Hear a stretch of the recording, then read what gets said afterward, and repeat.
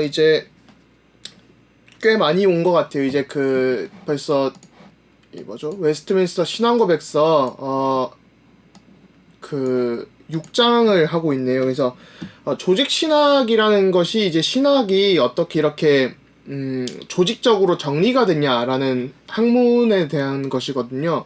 그래서 그냥 한 번에 다룰 수 있는 게 아니라 좀 체계적으로 잡혀 있다고 볼 수 있습니다. 그래서 처음에 이제 우리가 어떻게 하나님을 알 수 있는가라는 계시론부터 시작을 해서 여기에 이제 계시 안에 성경이 들어가니까 또 우리가 성경을 어떻게 받아들이고 생각하는지 거기에 대해서 나와 있죠.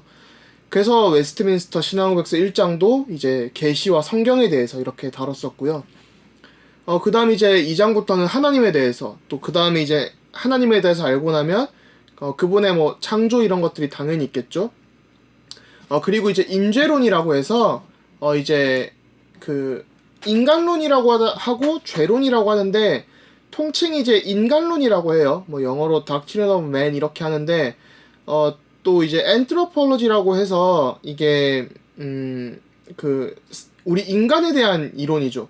학문인데, 그냥 인간뿐만 아니라 우리 인간이 저지른 범죄, 그러니까 인간이 무엇이냐 했을 때 인간과 죄에 대한 영어로 또 하말톨로지라고 그렇게 또 다루게 됩니다. 그래서 이제 인죄론이라고 저는 부르는 걸 좀 선호를 하는 것 같아요. 저 같은 경우는.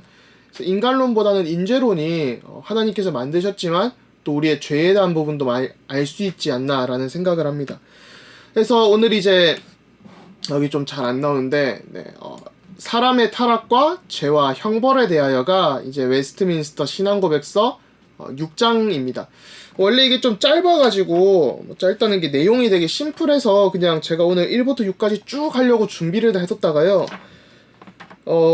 중간에 좀 약간 어려운 내용들이 있어가지고 좀 디테일하게 갈 수 있는 부분들이 있어서 그냥 제가 좀 두 파트로 또 나눴습니다. 네, 그래서 살펴보게 되면요. 이제 6장은 인죄론이고, 다음 주부터, 다다음 주에 살펴볼 7장은 언약신학이라는 부분이죠. 언약신학이라고 하면 이제 개혁주의 신학, 또 장로교 신학의 핵심 신학이라고 얘기를 할 수 있습니다.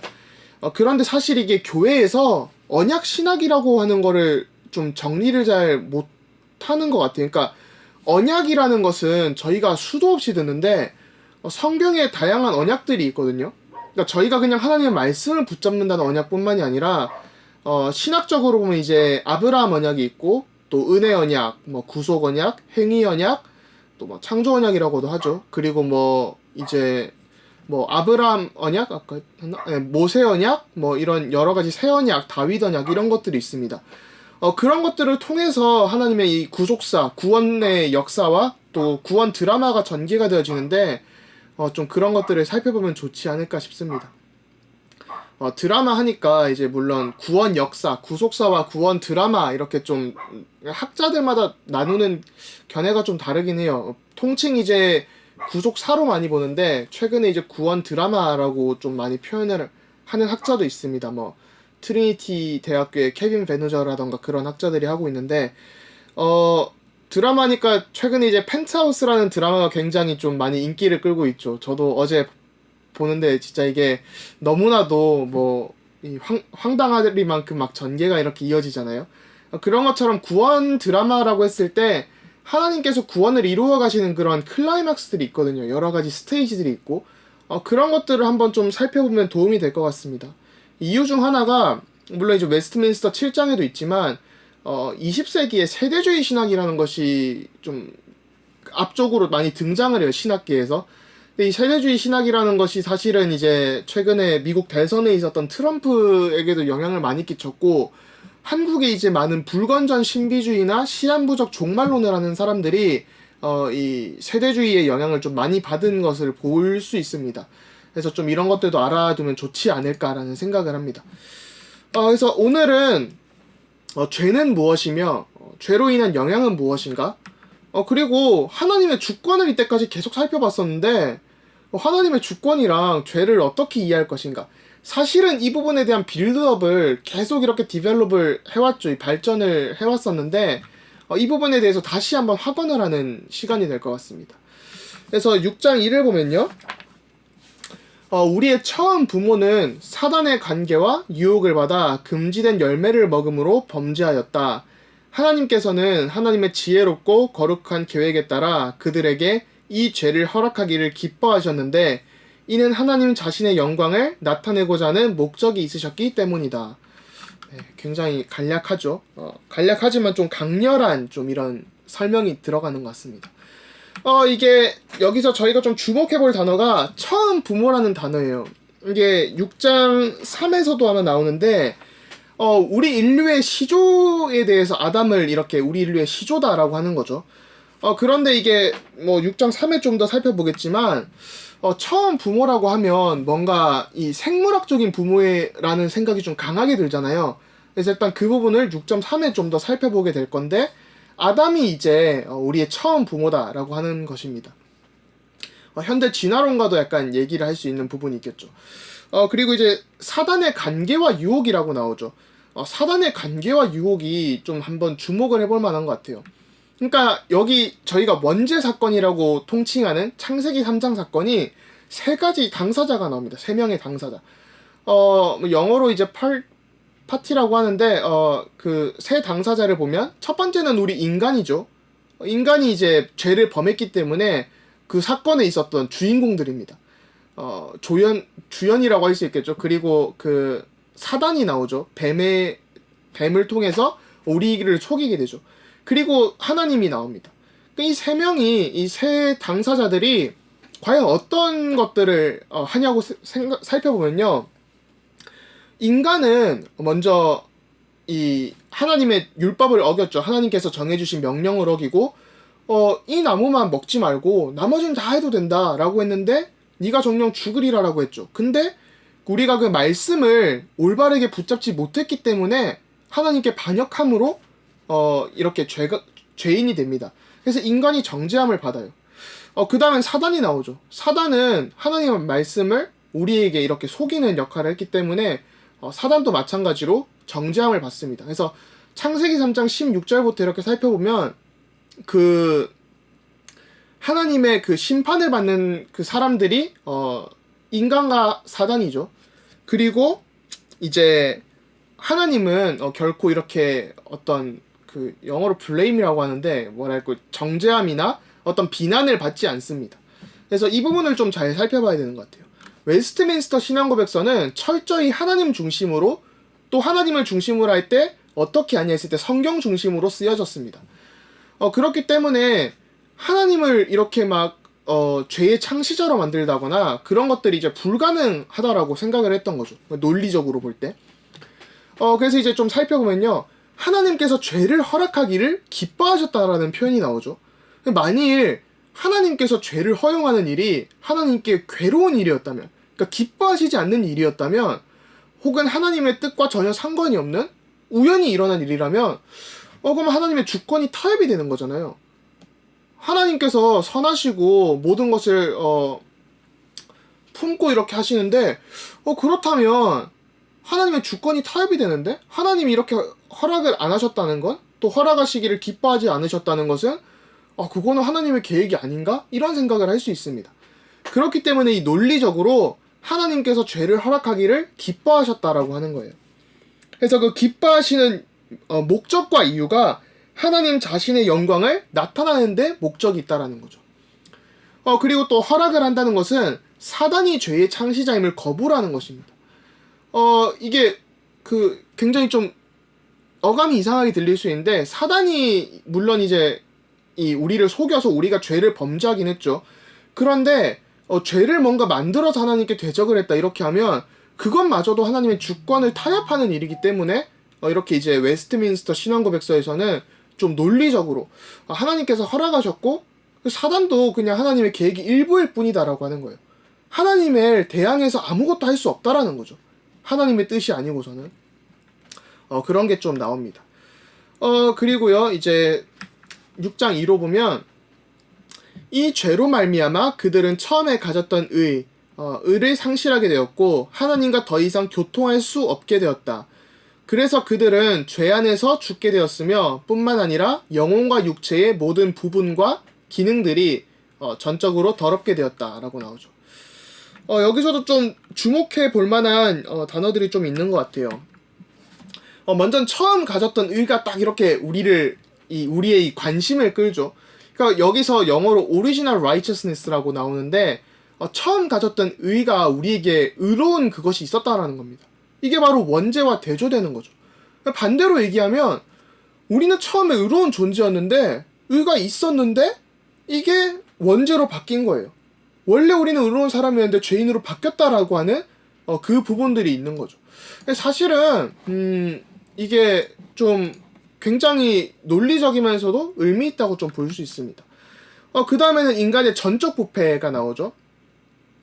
저희가 사실은 이 전적 부패를 보면 사실 이제 설교에서 쉽게 들을 수 있는 부분들이 튤립이라는 단어가 있죠. 튤립 단어라기보다는 교리가 있는데 아마 많은 분들이 목사님들이 설교하실 때 뭐 튤립 이런 얘기를 하시면서 칼빈의 5대 강령, 뭐 인간의 전적 타락, 그 다음에 유는 그 무조건적인 선택, 그 다음에 제한적 속죄, 그 다음에 이제 불가항력적 은혜, 성도의 견인 이렇게 5가지 칼빈주의 5대 강령이라고 이렇게 나옵니다.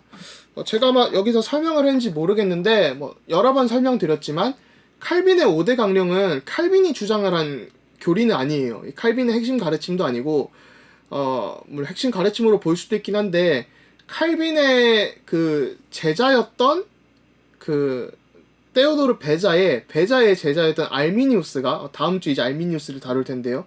알미니우스가 되게 웃기죠. 칼빈의 제자였던 테오도르 베자의 제자인 알미니우스가 칼빈이 가르치던 그런 5대 강령을 반대하는 가르침들을 합니다. 그래서 뭐 인간이 전적으로 부패하지 않았고 인간의 능력으로 구원도 얻을 수 있고 그리고 하나님은 모든 이를 사랑하시기 때문에 모든 사람이 구원을 받게 될 것이고 그리고 이제 우리가 하나님께서 주신 은혜를 거부할 수도 있고 그리고 우리가 구원을 올바르게 이렇게 살지 않는다면 구원을 잃을 수도 있다. 이런 주장을 합니다. 그렇기 때문에 이제 그 도르트 총회 1618년부터 19년 이 도르트 총회에서 이제 그 알미니우스의 신학을 정죄를 하면서 칼빈주의 5대 강령이 나오게 돼요. 그래서 웨스트민스터 신앙고백서도 1643년부터 47년 혹은 8년까지 이렇게 만들어진 교리이기 때문에 이 전적 부패에 대해서 굉장히 강조를 합니다. 이 전적 부패가 어떻게 되냐라고 하면 그러니까 우리가 하나만 더러워져서 그 조금은 어떤 부분은 깨끗하고 어떤 부분은 아니다 이런 게 아닌 거예요. 예를 들면 제가 지금 물을 먹고 있는데 물에다가 만약에 그 잉크 있죠. 잉크를 한 방울만 딱 떨어뜨려도 바로 뭐 파란 잉크나 빨간 잉크나 이렇게 변하겠죠. 그런 것처럼 완전히 이렇게 타락이 되는 겁니다. 더러워지고. 또 제가 오늘 안 그래도 전화가 왔는데 저희 좀 다이어트를 좀 한다고 도시락을 이렇게 주문을 가끔 해서 먹거든요. 다이어트 도시락을 시켰는데 어떤 회사에서 이 고기가 하나 급냉을 한 건데 약간 시큼한 맛이 나더라고요. 상한 거죠. 아마 음식을 하시는 분들은 저도 자취를 10년 이상 했다 보니까 이 음식이 하나만 상해도 그때부터 급속도로 상하게 되거든요. 이 곰팡이들이 급속도로 번지거든요. 그런 것처럼 물론 이제 식당을 보면 곰팡이가 핀 부분도 있고 안 핀 부분도 있고 한데 우리 인간은 그런 게 아니라 전적으로 부패를 했다라고 하는 겁니다. 그런 것처럼 참 올바른 예화는 아니지만 좀 그렇게 생각을 할 수 있을 것 같아요. 그래서 어떤 부분이 부패했냐고 했을 때 우리의 영혼과 육체의 모든 부분과 기능들이라는 거죠. 여기서 말하는 것은 지정의에 대한 부분입니다. 그러니까 지정의라는 게 저는 한국어로 좀 약간 애매하게, 그러니까 이게 완전히 그거를 그 영어 자체의 생각을 옮기지 못해서 지식과 의지 그리고 우리의 감정이 있다라는 거죠. 감정에 대한 부분도 아마 다음 주에 좀 살펴보게 될 것 같습니다. 그래서 우리의 어떤 하나님을 아는 지식이라던가 우리가 하나님의 뜻을 행할 수 있는 그런 의지라던가 우리가 어떤 것에 이끌려서 내가 감정으로 온 마음 다해서 하는 그런 능력들이 상실되고 더럽혀졌다라는 거죠. 그래서 6.3을 또 보면요. 그들은 모든 인류의 시조였으므로 여기서 루트라는 단어가 나오죠. 일반적인 출생 방법을 따라 그들에게서 나온 모든 후손들에게 이 죄에 대한 죄책이 전가되었으며 여기서 전가는 제가 영어로 설명을 까먹고 안 해놨는데 impute라는 단어가 쓰입니다. 뒤에 나올 것 같아요.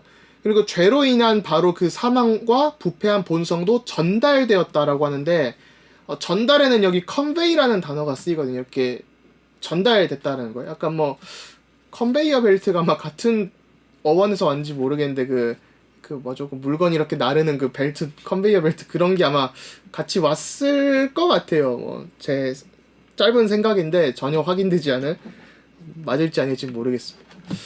네, 그래서 모든 인류의 시조라고 했을 때 여기 루트라는 단어가 쓰였거든요.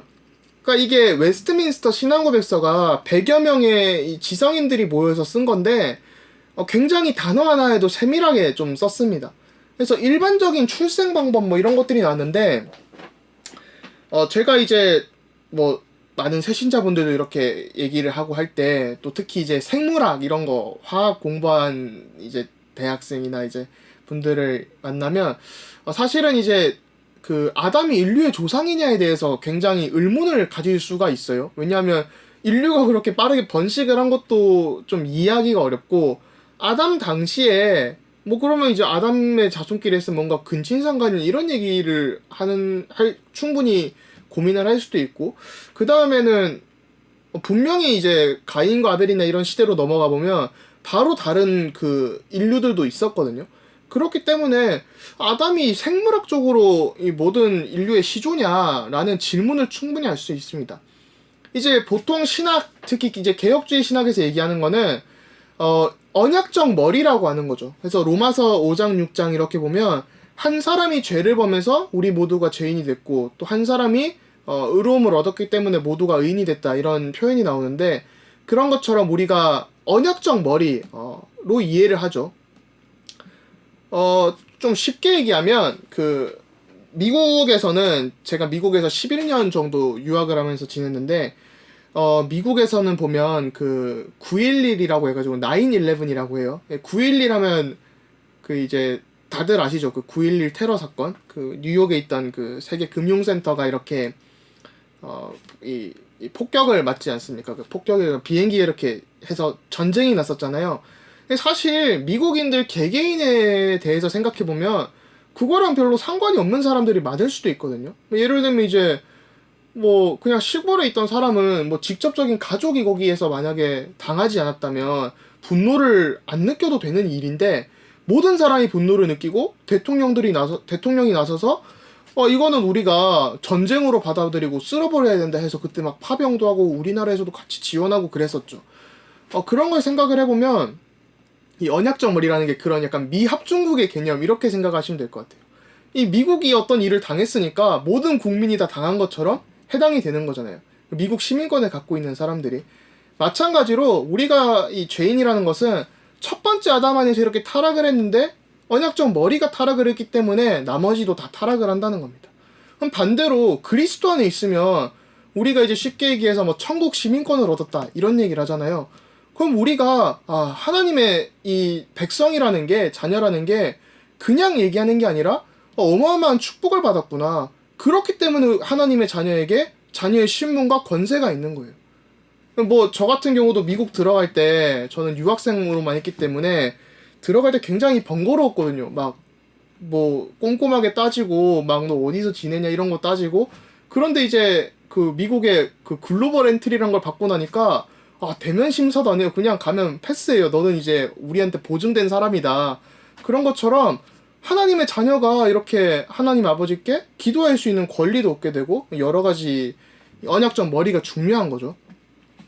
근데 이때까지는 저희가 언약적 머리로 이해를 하는데, 약간 지금 루트라는 단어를 보니까 자연적 관계냐라고 생각을 할 수 있거든요. 이 웨스트민스터 신앙고백서가 재밌는 게요. 거의 모든 견해에 대해서 이 견해를 좀 가지고 있는데, 다른 견해도 오픈을 조금씩 해요. 그런 견해도 가질 수 있어, 이런 식으로 조금씩 오픈을 해둡니다. 그게 이제 저희가 전에 한번 살펴봤던 뭐 타락 전 선택설과 타락 후 선택설 할 때, 타락 후 선택설로 조금 하면서도 타락 전에 대한 단어를 좀 오픈을 해주는 그런 게 있었잖아요.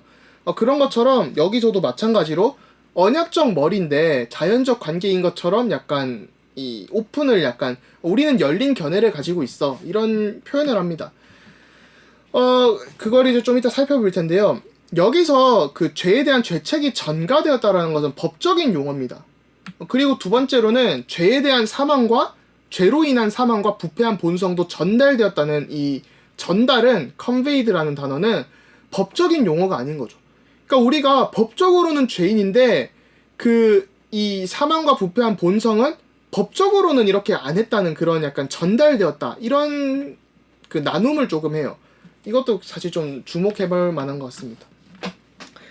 그러면 그 이제 언약적 머리랑 그 아까 자연적 출생 이런 얘기를 말씀해 드렸는데 그러면 이 웨스트민스터 6장 2만 보면 6장 3만 보면 자연적 출생 같은데 왜 언약적 머리로 이해를 할 수 있냐라고 했을 때 웨스트민스터 대요리 문답 22장을 보면요. 이게 그 제가 처음에 서론 강의 때 말씀을 드렸던 게 신앙고백서가 있으면 대요리 문답이 이제 장년용이라고 말씀을 드렸고 소요리 문답은 어린이와 청소년용이라고 말씀을 드렸죠.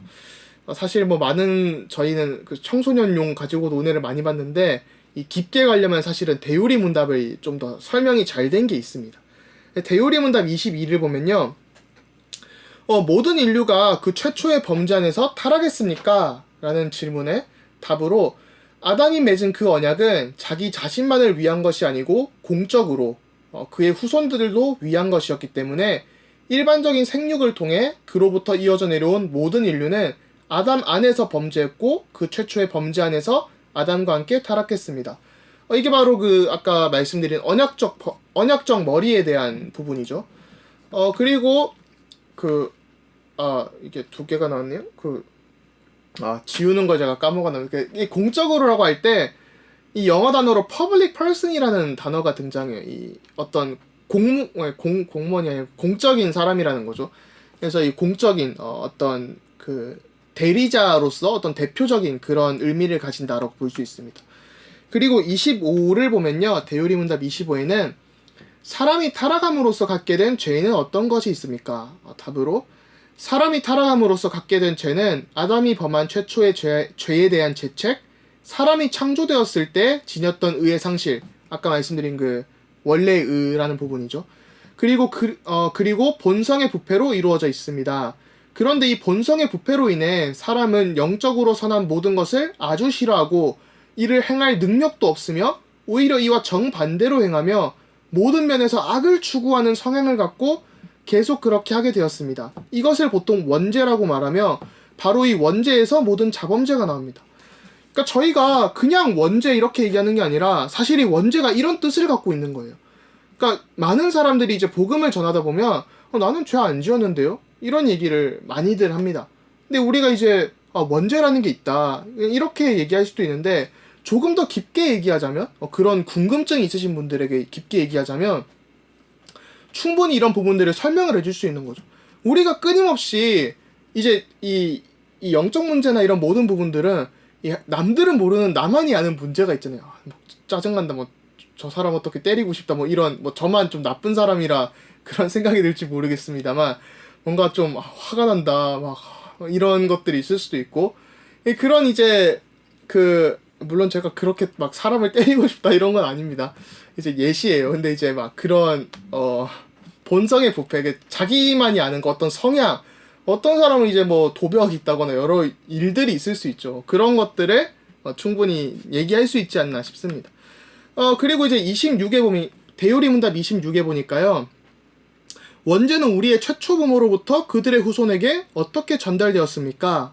답으로 원죄는 자연적인 생육에 의해서 그들의 후손들에게 전달되었으며 이러한 방법으로 그들에게 나온 모든 사람들은 죄 가운데 잉태되어 태어납니다.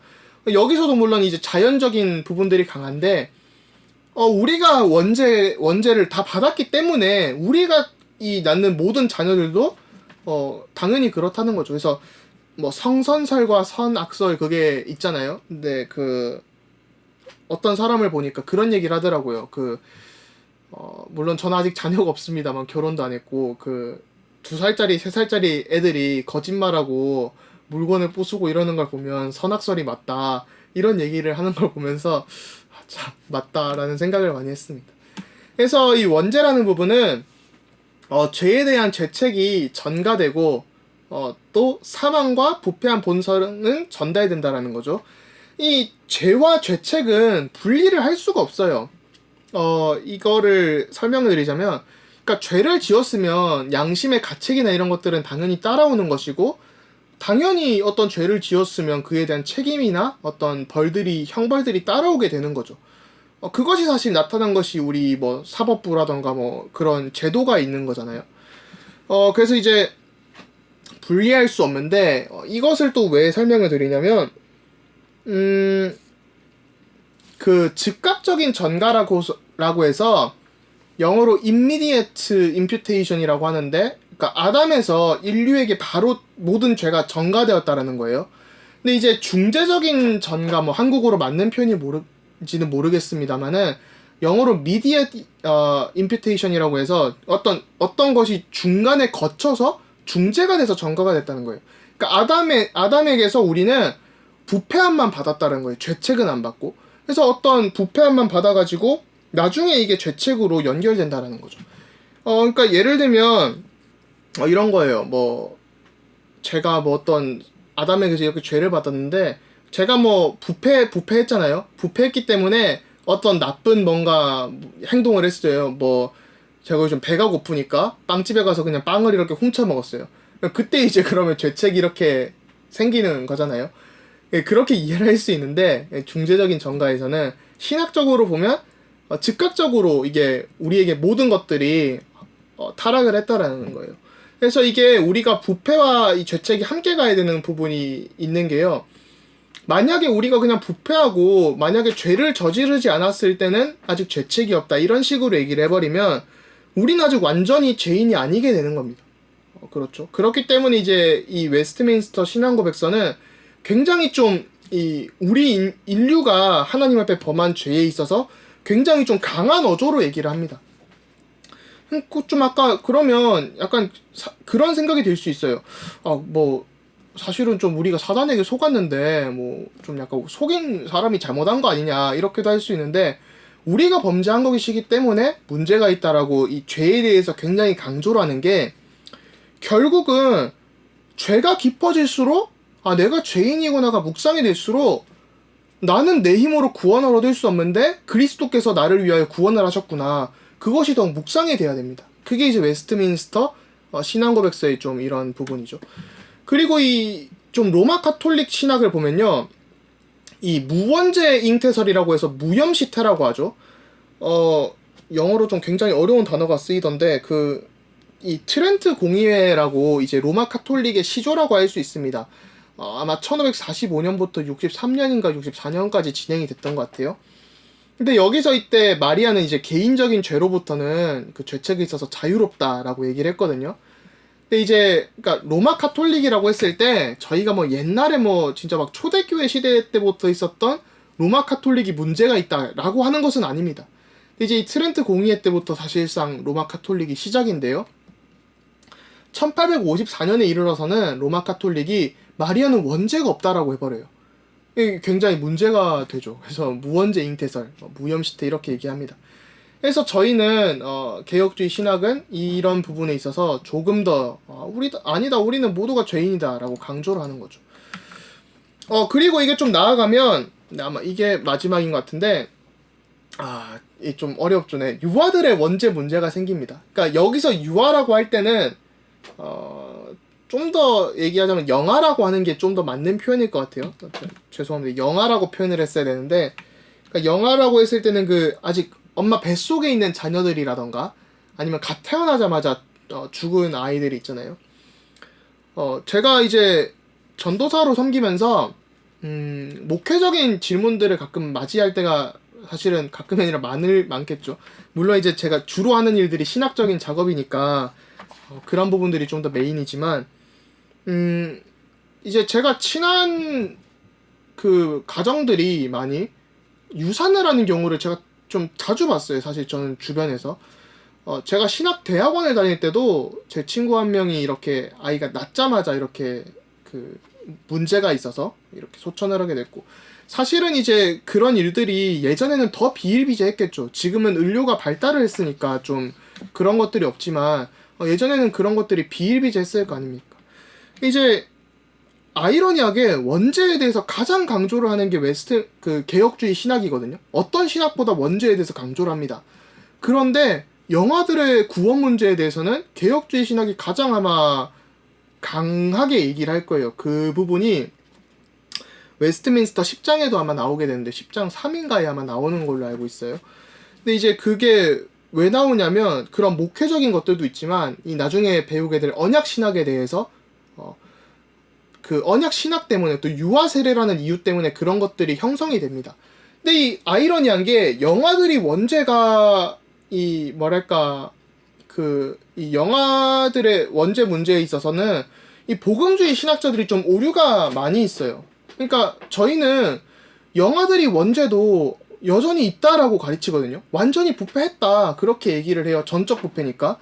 그런데 이 뭐 예를 들면 그 대부분의 신학교에서 교과서로 쓰는 게 밀라드 에릭슨이나 루이스 벌커프 이렇게 아마 두 개를 많이 쓸 텐데 그 다음 좀 나아가면 이제 뭐 제 지도 교수님이 마이클 호튼이나 웨인 그루뎀 그 다음 뭐 헤르만 바빙크까지도 쓸 수 있겠죠. 근데 이제 이 복음주의 신학교에 있는 학교들이 대부분이 이제 이 침례교 쪽에서 특히 밀라드 에릭슨을 써요. 미국에서는 에릭슨 그 다음에 뭐 골든 루이스 브루스 데머리스트 같은 학자들이 뭐 이제 신학을 공부하시는 분들은 들으면 아실 수 있는 이름인데 뭐 학자 이름은 모르셔도 되고요.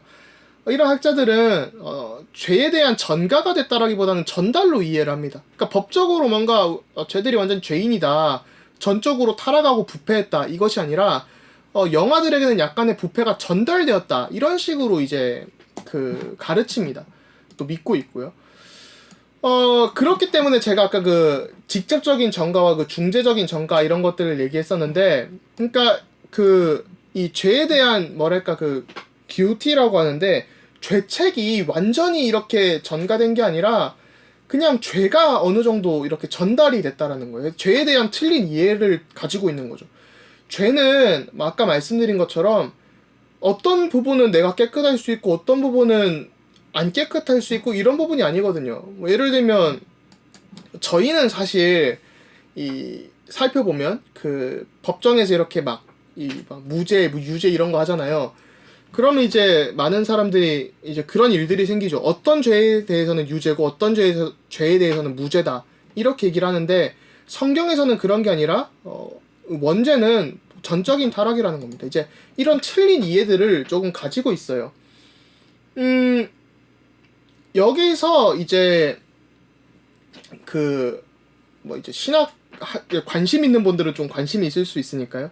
A.A. 하찌라고 찰스 하찌의 아마 아들이죠. A.A. 하찌라고 프린스턴의 신학자인데 이 사람 같은 경우도 이 사람은 이제 그 죄에 대한 죄책이 우리에게 전가되는 것을 뭐 거부를 한 건 아닌데 그 이제 원죄가 이렇게 우리에게 전달되는 것은 그러니까 그 우리가 죄를 이렇게 전달되는 것 자체가 원죄라고 이렇게 이해를 많이 했습니다. 이렇게 좀 이해를 하시면 될 것 같고요. 네, 뭐 신학적인 견해는 너무 깊어지니까 네, 이 정도로 하고 그래서 좀 요약을 해보면요. 저희가 하나님께서 허용을 하셨기 때문에 사단에게 속아서 우리가 죄를 범했다라는 부분이죠. 그 다음에는 언약적 머리인 아담을 우리가 알 수 있습니다. 뭐 아까 뭐 미합중국 이런 얘기들도 말씀을 드렸었고요.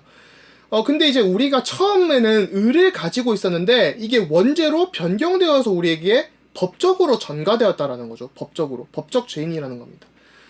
그래서 죄는 이런 뭐 법적으로 전가됐다고 할 때 단순히 어떤 뭐 죄에 대한 행위나 이런 것들만 전가되는 것이 아니라 죄책과 부패한 본성 또 그리고 그 양심의 타락 뭐 이런 것들이 함께 전달된다라는 겁니다. 그래서 사실은 좀 굉장히 무거운 부분들인데 이런 부분들을 보면서 결국은 이게 우리가 원죄에 대해서 사실은 저희가 참 많이 듣는데도 원죄에 대한 이해를 좀 더 깊게 할 수 있는 시간이 아닌가 싶습니다. 그래서 다음 주까지 이렇게 원죄에 대해서 좀 살펴보게 될 텐데요. 이제 다음 주에도 뭐 계속 이렇게 쭉 이어져 나가요. 그래서 이제 원죄라는 것이 이제 어떤 것을 위반을 했을 때 죄가 되는 것이냐, 그리고 또 이것이 어떤 그 타락이나 이런 것들이 있냐, 또 죽음이란 무엇인가 이런 것들이 살짝 나오게 되거든요. 그래서 이제 다음 주에도 죄에 대해서 좀 더 살펴보는 시간이 되었으면 합니다. 네, 그래서 다음 주에 또 뵙겠습니다. 감사합니다.